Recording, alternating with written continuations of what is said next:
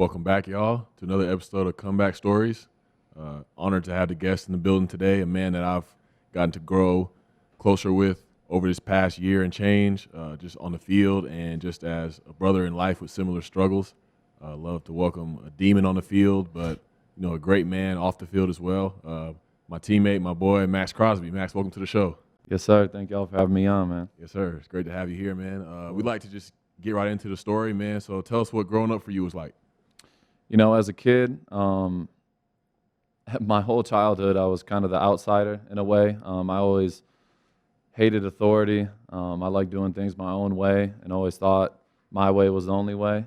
I was a kid who went through a lot, but at the same time, just always found a way to get through whatever I was going through. I had an older brother. Without him, I don't know where I would be.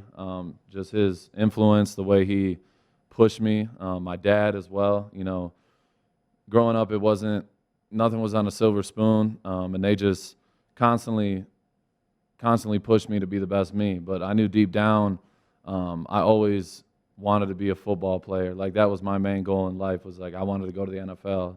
And I remember, even from the youngest age, like I was super insecure. I always, like my protection for myself was like, I could do it my way. My way is the only way. So I just knew growing up, like even when teachers were going around the class and they would say, what do you want to be when you're older? And people would laugh at me, and I would always put NFL player. And that was, since I was a child. And that was always my dream. But along the way, there was a lot of hiccups, a lot of ups and downs. I started partying when I got into high school, and that was like my new love. The first time I drank, I knew, I was like, oh my God, like this is incredible. So I knew for me it was that escape, because I was so insecure. I didn't know how to really talk to girls when I was younger. I didn't know how to interact with my friends the same way. And it was just like that kind of getaway where I could really open up and just be myself. And I felt like it was my savior for a little while. But after time, it became my downfall. I knew it was the one thing that saved me at one point, but it also was the one thing that almost took me off this planet. It was, when in high school, I knew when I took that first drink, like I couldn't drink like the rest of my friends. I didn't know how to limit myself in any way. So, yeah, growing up, there was so many ups and downs. My main goal was always, be an NFL player, and that was like, that never left my head. But my childhood was a lot of ups and downs, to say the least. I hear you. I like what you said about the insecurities. We like to ask on here, what was an early memory of pain for you? Because I can trace back where my insecurity started. It was when, people were telling me that I wasn't black enough, like people of my own skin color. So that used to rub me the wrong way. People said I was too much of a nerd or care too much. Like, why do you dress like that? Why you talk like that? So it was those memories I look back on, was like, wow, that's why I felt like I had to numb myself out, or that's why I felt like I had to overcompensate. What was an early moment for pain for you in your life? Yeah, for me, probably my first big insecurity that I remember, like my brother was a superstar in high school. My brother got a lot of attention. He's a pretty boy. He'd get all the girls. He was smooth. He can do that, and I really looked up to him. And I was a younger, shorter, chubbier dude with red hair, and I was so insecure, and I didn't know, I always wanted to be like my brother and be, cool like him. And for me, growing up, I was almost chasing what he had, in a way. And I knew obviously I'm not gonna, he was a star football player. I wasn't a star football player in high school. It took me a long time to really get there. He was a pretty boy. I wasn't at all. I wasn't a draw to, girls and things like that. So for me, football, when I talked about football from the start, that was my way of being cool originally. I knew I knew if I wasn't cool in football, I'm like, okay, that's how I'll be accepted. And that's Right. kind of how the party scene got involved. So Yeah. I started going to parties and I drank, and I'm like, oh my God, okay, I got football and I got drinking. I'm going to live a great life. And, obviously too much of anything is not good. So, yeah, that was kind of my first insecurity for sure. You sound just like me, man, because it was right when I started using that was when I started growing and I could start playing varsity football and varsity sports. And then people started seeing me now. And I was like, I could make those friends. I could be in those environments. And I could also quiet down what was going on in my mind. So it was like, it felt like the perfect recipe. And so whenever anything came up to try to take that away from me, I was not going to give it up. Like I was willing to deal with any consequence to keep holding on to what I was doing. That's crazy. But we love to ask, who was your first real teacher in your life? Like somebody that taught you how to work, somebody that taught you how to deal with adversity in life in your own way. I know you were talking about your brother a lot. Yeah, for sure. I have to keep it in the family, because, my mom, my dad, and my brother were a huge influence. And just seeing, like, I could start with my dad. Like, my dad, for me, when I was young, he was always really hard on us, just about work ethic, like doing the right things, being at school on time, like, and I was so rebellious. And at that time, I thought everything I did was, like, the right way to do things. So I didn't really care, about going to school on time. I'd miss school all the time to go and smoke weed in the parking lot and just go straight home after basketball or football. And that's really all I cared about. And my sports is the only thing. Like, I can't even imagine if I didn't have athletic ability, where I would be. So just looking at it that way, like my dad, even when I was in Pee Wee, like he pushed me super hard, like show up on time, do this, blah, blah, blah. And I didn't understand it at the time, and I didn't really get like the point. But my dad always was hard for a reason, and I really appreciate like the way he pushed me, because without him, I wouldn't be here. And my mom and I are very similar, and we have like a real like friendship. It's really unique, to say the least. And my mom always just told me from a young age, like, just be yourself, like never be afraid to just be you. You don't have to be a follower. Like that was one thing she always told me, don't be a follower. You're Maxx, like be Maxx. Like people love you for you. You don't have to try to act like anybody else. So that's the main thing that stuck with me for her, because in football, like my friend groups and things, I would always, when I was younger, I was trying to, okay, am I going to be like these guys are? How am I going to act around these people? And like, once I just said like, okay, I don't need to be like anybody else. I can just be me, and that's okay. And that's something I still work on today. But like my mom has always preached that since I was a kid, and I appreciate her for that. And my brother, having a big brother is extremely special and hard at the same time, because the big brother is always going to push you super hard. He's going to be tough on you and things of that nature. But my brother, like, he really instilled like that toughness. Like, don't take. Could I cuss on here? I don't know if Yeah. I could. I'm sorry. Like, just don't take shit from anybody. Like, just be yourself. Work. I saw that work ethic from my brother, and he was a D1 athlete at one time, and I seen that from him. So, I give a credit to all of them, and it's just bits and pieces from everybody that really formed me to who I am. I think mom planting that seed of authenticity, right? And I sit here and I see you two having a conversation and really being comfortable in your own skin and stepping into this and really choosing impact over anonymity, where it's like, this is who you are. It's really cool to see the lessons that we learned early on in life, and how you're implementing them now. It's good stuff, man.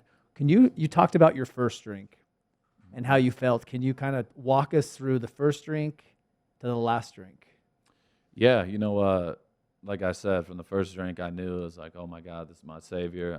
I have a personality now. I'm not scared to talk and do these things. And,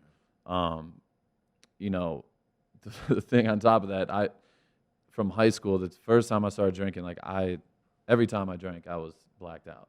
I was puking. And at the time, everybody around me was like, you just, you got to slow down and just have a little bit less. And I didn't understand that concept in my brain. I just went and went and went. And deep down, I knew almost from day one, like that I wasn't like everybody else. I kind of had a problem. I loved it too much. So yeah, all throughout college, I had struggles as well. I got a DUI in college, wrecked my car, ended up spending a night in jail. And just the problems, every problem in my life that came about was drinking was involved. I was not sober. So looking back at it, I'm like, well, it's a common denominator. It was nonstop, and I got to give a big credit, to my girlfriend. I'm still with her. We've been together for over 5 years now. Because when I met her my sophomore year, she changed my life, because a lot of people around me were just like, oh, he's in college. You know, my excuse in high school, oh, he's in high school, he's having fun. You're in college. Oh, well, you're in college. You're allowed to have fun and party and drink. And she was the one person that was with me every single day, and she got to really see me on a daily basis and see how it affected me, and it affected our relationship and all the relationships around me. And her being so transparent and honest with me changed my perspective on a lot of things. And at the time, we had, you know, horrible battles, yelling at each other, and I'm in denial and denial and denial. But without her, honestly, I don't know where I would be. You know, for her, she's made the biggest impact in my life, honestly, than anybody. It's crazy because she was brutally honest and she didn't care, and I needed that, because if I didn't have that and I kept having success in football and people were like, oh, it's all good, you know, he's just Max, he party. If that would have continued, I don't know if I'd be on this planet anymore. So, yeah, she was huge on me, and it led up all the way until the NFL. You know, I continued to drink, and it got worse and worse and worse, and I got crazier and wilder, and the blackouts were more insane, and I was go missing for a day, and it got to a point where it just became so unmanageable, and I felt so sick and just bad. I could not stop. I was drinking every day. And it got to a point where, like, my whole body, like, I felt like I was gonna go. Like, I was at my last, my last straw. And I woke up in the morning, looked myself in the mirror, and I didn't even really realize who I was looking at. Like, I was in disgust. I couldn't even, like, make eye contact with myself. And that's what it came down to. I contacted my agent. My girlfriend, she knew the whole time. So I got all the people I love. I told them, I was just super honest for the first time in a long time, and just told them, everybody, like, listen, I've been drinking, I've been doing all this crazy shit. Like, I need help, like, or I'm not going to be here for long. And, obviously Darren was a part of that too. He knew what was going on. And, it's just a blessing that I, finally looked myself in the mirror and got honest. Before you did surrender, what would you say was the, like, one thing holding you back? I think it's a big part of it's like fear. Looking at it, like my mindset now is so much different than it was when I was using. At that time I could never, like, I knew I needed to get sober, but I would always look in the future of, okay, so if I get sober, how the hell am I going to live 5 years from now and still be sober and continue to do that when I'm retired playing football and do. I would just my mind would go a million miles an hour.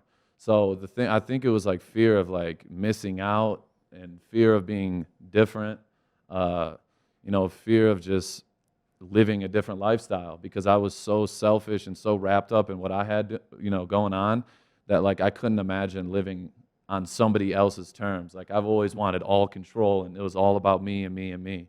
So, that was kind of the overall basis. I was just, like, terrified of everything, and it finally just got to a point where I had no other option. What was that lowest point for you? Waking up alone in my own house, in Vegas. I bought a house. I should be happy and doing. Literally, I'm waking up alone, miserable, covered in sweat in my own bed. My toes are curled up. I'm so cramped up and dehydrated that I literally couldn't even move. Like, so it was that was it for me. I'm like, I don't know what the hell I'm doing. Like, I just had a great rookie year. Things were going well from the outside. Everyone thinks, oh, Max is living the life and he's doing great and he's having success. But inside, I was at the lowest point a person can get to without, being gone. And it was scary. I was terrified, and that's when I knew it was like, all right, it's gone way too far, and I need to really change everything. I can relate a lot to that. I had other decisions and situations and overdoses and things that happened, but that wasn't the lowest point for me. Mine is similar to yours, where I would wake up every single day, first thing in the morning, and not think about breakfast, shower. I would think about grabbing my pills, taking my pills, so that 20 minutes later, because I was taking them on an empty stomach, that they would kick in, and I could just like I would just feel like this warm, soothing feeling come over me, and I knew I could go deal with life on life's terms. But to wake up and be in that cycle, so for 2 hours I was good, and then start to wear off, and then the anxiety and the fear and the sweat, and the heart racing, all coming back. So it was sick and tired of being sick and tired of being hooked in that cycle. So I can relate so much to your bottom. Absolutely. But shoot, yeah, talking about that, let's get to the other side of that. What has your journey looked like from when, you took that ride with Scott G? Shout out to Scott G. What has your life looked like since you got that help and you really went there and opened up and and wanted to accept, everything that you had to face and were willing to embrace the challenge of the work that it would take to be the man that you are today? What has it been like since that day? Yeah, it's been a roller coaster, it's like when you first get sober, that first like couple days, you're like, oh my God, I'm free. I can be myself. Like, I'm like, okay, this is a fresh start. I can just clean my slate. But then after, okay, it's a month now, it's 2 months sober. You're like, all right, now what the hell do I do? Like I was, I didn't know what to really do. I was lost, and you start substituting, alcohol and drugs for other, women and food, and you're trying to find that other thing, and you're like fighting and fighting. So I could say that first year, those first 12 months were the hardest, probably just as hard as the 12 months before that when I was fighting, using, and doing all that. Because just mentally I was in a really bad place, fighting myself every day, but I knew like deep down, like everybody around me was telling me, all my mentors and everything was like, trust me, just you have to stick it out. You can do it, you can do it, and you can do it. And I knew I was strong enough to do it. And I just trusted and believed in the process, and just the 12 steps and constantly doing the things I didn't want to do. I knew ultimately it would pay off. And that's something I've been afraid to do my whole life. And I've always wanted to just do things my way. And I finally am like, listen, my way didn't work for me. I know for a fact it didn't work for me. And it got me to a damn rehab facility. And it got me to all these issues that I had going on. So I was like, this is way past me at this point. I got to trust everybody else around me. They want, this is where I need to be at the end of the day. And I knew I needed to be there. So I just had to keep pushing. And, I'm almost 19 months now, and things are a lot better. It's not perfect, but I wake up in the morning and I love the person that I look at in the mirror, and that's most important. And my relationships are a lot better. There's still a ton of work to do, but it's gotten a little bit better every single day. That's amazing, man, how the narrative can change. Before it was like running from things. Like it would feel better for me to have relief if I ran in the opposite direction, whereas now it's like I could stand in the paint and go towards those things that are bothering me, that are challenging me, because I know that's the path to real freedom. Mm-hmm. And, that translates into everything. That spiritual energy, that mental energy starts to build up, and you have more to attack the day. And that definitely translates onto the field. Like the freedom that I had inside of me, inside my mind, is what has created the gap between me and other players in the league. Like that's what's helped create my ascension. And I know that it's the same for you. It's that approach, it's that diligence to the day-to-day principles and routines. Like, tell us about how your day-to-day lifestyle has changed.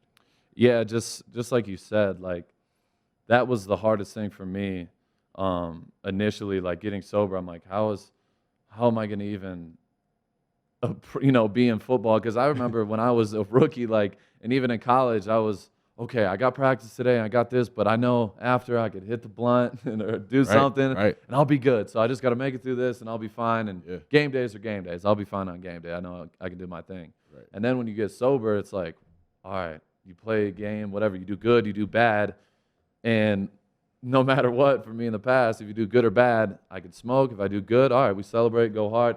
So it was just like my first year being sober in the league. Like last year, it was just battling and battling and battling. But now, like my day-to-day approach is so diligent with my recovery and just worried about winning today. And Scott G, like you said, talks about it like it's our superpower. And I'm starting to see it like in even in practice and just my everyday approach to showing up in the building. And like we talked about it before, like last year I was miserable showing up in the building. I didn't even it was hard every single day just being there. And now it's like I'm so blessed and lucky to show up and play football and do it for a job and make money and have fans and people that admire you. Like it's crazy if you really just put in the everyday work. And that's for me, like that's my mentality every day is wake up, put a smile on your face and just work, outwork everybody around you. Man, And that energy is so contagious because I don't know if y'all have watched a Raiders game anytime soon. This man right here could have the stadium lit, have 70,000 people going nuts just off of his energy and the vibe that he brings to, how he works in the game. I appreciate it, bro. But yeah, man, I want to ask you, what do you think you're most grateful for today? That's a tough question. I could say, there's so many people I can shout out and do all that, but I think I'm most grateful for having another opportunity to live the way I'm supposed to live. I think God has a much bigger plan for me, and that's what I look forward to every single day because it's not in my hands anymore. I don't have to put so much pressure on myself. I'm grateful I can really just show up every single day and be who I am. And I'm starting to figure out who I am as a person every single day. And just finding new ways to become better because I was at a point where one thing goes the wrong way, doesn't go my way, and I could have overdosed. Anything could have happened. And I'm just blessed that I get to be here. I'm get to play in the NFL. It's been my dream since I was a child. It's just, it's remarkable how, I'm here today, to be honest. It's incredible, and I'm just super blessed. There's so much you said earlier, and I'm going to take a step back. A few things. One of them was how you said you like the person or love the person that you see in the mirror. And right after that, you said my relationships are great. And it's basically because the relationship you have with yourself is great. We always say the most important relationship is the one you have with yourself. Mm-hmm. When we're not right with ourselves, right, we will hurt people. If we're hurting, we will, whether we're doing it subconsciously or with intention or sabotage, we will take everybody down with us. 100%. Yeah, no, I think you're spot on. Like that's, for me, like my mom always said that too. Like you can't love anybody unless you love yourself. And it couldn't be more true. I knew when I used to hate the person I looked at in the mirror, it affected my relationship with my girl, or my relationship with my parents, my relationship with my younger sister, my brother, all my friends. Like I was somebody who could not be trusted. I couldn't be relied on to show up at the most simple thing, or show up at a family event, or show up and just be a normal human being. And that's always something that I strive for. I didn't want to, I want to be somebody who can be trusted, somebody who you can rely on if you need me. Like that's something I've always wanted. So there's still, like I said, a ton of work to do, but it's a little bit better today than it was, a couple of years ago. Well, there will always be work to do for sure. And I think the other thing you talked about was, what I heard was this idea of conditional happiness, which I think is why a lot of our world is struggling to be happy. It's this, I'll be happy when. Like, I'll be happy after the game when I can hit the blunt. I'll be happy when I can get after it and party after the game. But what we know is that happiness happens in the present. It happens in the now. And I think so many people are chasing, I'll be happy when I get the job, the car, whatever, the house. And 100%. It's like, no, we have to find it now. We have to find it in the moment. If we're always seeking, always striving, always chasing for things outside of us, I mean, we know, no expectations, right? We're always going to be let down. Yeah, I think, that hits home for me because I know that's exactly how I used to think. Like, okay, in college, like that was all right, if I got to have a big year this year, it's my final year in college. Once I get to the NFL, like, I'll be happy and I won't have to worry. Like, I was like, all right, in my head, my drinking issues would go away and I would be, I'd be better and I'm happy because I'm making money. But none of that mattered. I was in the lowest place when I had the most money. A year and a half ago, I'm in the NFL. I'm in my second year. It's the most money I've ever had in my life. And I was at my lowest. So, like, all that, the money, the material things, all this, like, that doesn't bring happiness at all. Just like you said, it comes from within, and you got to do that work every single day. Part of that work is service, right? I think both of you guys are men of service in the work, in the action every day. And that's the other piece of this where I mentioned to people, and whether it's true or not, I feel like for Darren, because I know him a little better than you, that, football could end and I think he'd be okay. Where my story, baseball ended for me, and that was my core wound. That's what almost killed me because I put all of my purpose, and everything was about baseball. And then one day it was gone. I didn't know who I was. My whole identity was attached to that, and I had lost my purpose. And I didn't want to feel the emotional pain of the loss. Yeah, I had massive surgeries on my knee, but that was the story. The truth was the loss of who I was. That's why I was numbing out every single day. Yeah, no, I could definitely relate to that. That's all since I was a kid. Like I said earlier, like I really, football was always my dream, and it's still the biggest love of my life. I love what I do. But I'm more like I wake up today, and the first thing I don't think about is, all right, what am I doing? It's like, all right, I need to take care of myself. I'm more worried about teammates and how is my D line doing and how are these guys doing? How am I going to lead today? How am I going to set an example in the building? Things of that nature, because all the success and things of that nature come from all the little work you do. And that's why I talk about, with Darren, like just seeing him and what he's done since he's come to the Raiders, like is a prime example of what it is to show up and be humble, work hard, and do all the little things right, and success come your way. Because this dude he came into the building, everyone knew his story. We didn't know of him personally, but we just knew, all right, he got suspended a year, boom, boom, boom. But he showed up every single day. He was transparent, cool with everybody, and just worked. And you see where it's gotten him. He's a Pro Bowler. He's doing that, and that's something I want to be. So seeing that stuff, like, that gave me hope at one of my lowest points. Like, just seeing him, like, okay, if this dude could come from an overdose and come from where he came from, like, there's a chance that I can do it myself. So it's super special. Can you guys just talk a little bit more about your relationship and the things that you guys talk about? What others would see as guys, masculine dudes, what your conversations are like, and what your relationship is like now? Yeah, I mean, it's a lot different than what, you see the alphas in the NFL of the past, like the stars of their teams. It's just, just beat people into the ground, and but you don't really talk about what's going on in your life. Like, you do your thing on the field, but it's just like that's all that there is to you, for what the world can see. But for us, it's like we feel like we're in like a very unique leadership position because we're doing it from a place of authenticity. A lot of times where a lot of men may think, man, why is he talking about that? That may be a sign of weakness, but really that is our strength, and that allows us to go out on the field where it's like, I've put my mess out there. I've shown y'all what I've done, who I was, but that leads to freedom. I can go out there and put whatever product out there on the field, whatever in the world, and I can be free of outside opinion, free of scrutiny. None of those things affect me anymore because I know who I am. I know who I'm trying to become. So it's just a new style of leadership. I don't think anybody else is really doing it, leading from that place of I was broken, but now I'm here, and that's what really is allowing me to maximize on this opportunity with gratitude and true strength. And it's just the day-to-day process. It's like we know that this game could have been taken from us, but now if we just approach it every day with the best effort, the best preparation, the best attitude, then the results happen. When I stop thinking about the results and stay in the present, like you said, Donnie, that's when the magic happens. So we do that, and we just try to spread that message to our teammates. And it's like we can just look at each other, dap each other up, give each other a hug, and we know like what time it is, and that we're gonna set the tone because guys are looking to us. Yeah, he basically covered it all. Like, we have such a unique way of living and a unique way of leading. Me and Darren, like, it's funny. Like, you would think, oh, we talk about football all the time, and like our relationship, we don't really talk about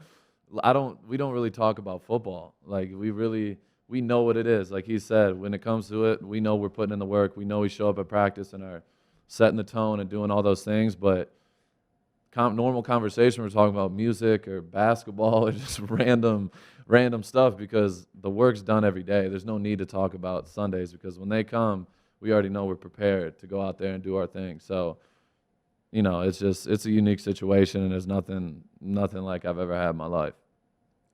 Yeah, I feel like Darren said, leading from a place of authenticity, but really I see that as you're leading from a place of love. And for listeners, for football athletes to verbalize that and say that, that's very clear to me that that's what's happening. And I think a lot of people lead from a place of fear. right? A place of fear of being seen or looking weak. And if you lead with love, you can never go wrong, even on the football field. 100%. Man.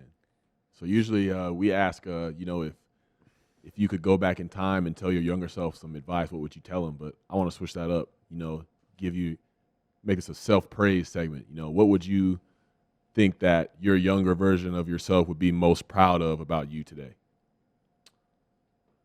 That's a tough question. I would just say, I think authenticity comes to my head. But the main thing is like being a leader. That's a part of being authentic, not being somebody who's a hoorah, and doesn't back it up. And that's something, my dad said that from a early age, like, don't be the guy who's barking and not backing it up.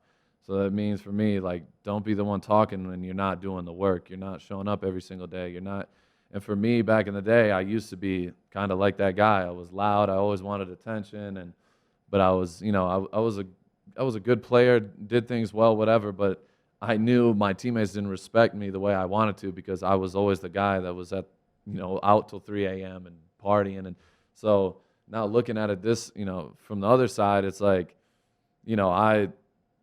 I'm proud of myself that I've really taken the steps to just be the best version of myself every day, not worried about all the little things and just being a servant leader, being someone who cares about others and leads by example every single day. So, when I reach out to a guy and say, hey, man, I need you to go harder tomorrow and do this and blah, blah, blah, and they're responding right back like, I really appreciate it. I needed that. Like, that's more special to me than anything. So that's probably the main thing for me. And then what would you say to somebody out there that's struggling? Maybe they know they're struggling. They know they need change. They know they need to surrender or ask for help. What would you say to them if they don't know what to do? Yeah, it's cliche, but the number one thing I'll say is you're not alone, because I know at that time, at your lowest, everybody has that, and we've all had it, and you think you're the only one on the planet that is as low as you are. And the crazy thing is there's people out there that are lower than you. And I can't even, just thinking back to it, like, I can't imagine being at a lower place than I was mentally and physically.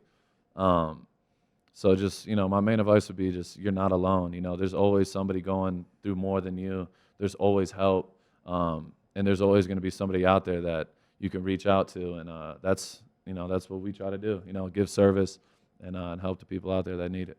Well, that's 2 weeks in a row that the person sitting in that chair said the exact same thing, that you're not alone. And that's why Darren and I did this. That's why we created this. And to be sitting in here in this insane podcast studio, Blue Wire Studios at the Wynn Hotel, like, crazy, to see the manifestation of it all. And it's all to reach as many people as possible, to share that exact message, that you're not alone. Yes, sir. So thanks for sharing that. I appreciate it. As we wrap up, man, we like to give love to the people that's been with us the whole time. So if you could give what we call a comeback story shout out to one person or a few people in your life that have been with you the whole way, who would those people be? I definitely, I got to say my family, my mom, dad, little sister, my older brother. I got to give a big shout out to Rachel, my girlfriend. Without her, I don't know where I would be. Scotty G, Chris, those are some of the biggest mentors in my life who helped me get sober.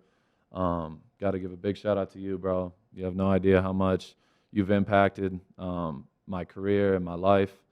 And go on and on and on. I could be here all day, but I just got, so many people out there that have helped me.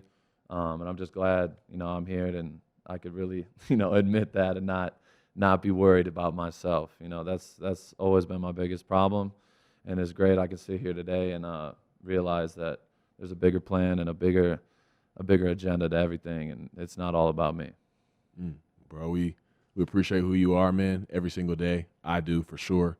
How you show up, how you lead, the energy that you bring, and not even trying to be perfect, but just trying to be better than the person that you were yesterday, man. So thank you for being here, and just appreciate your presence everywhere that you go, man. Yes, sir. I appreciate it, bro.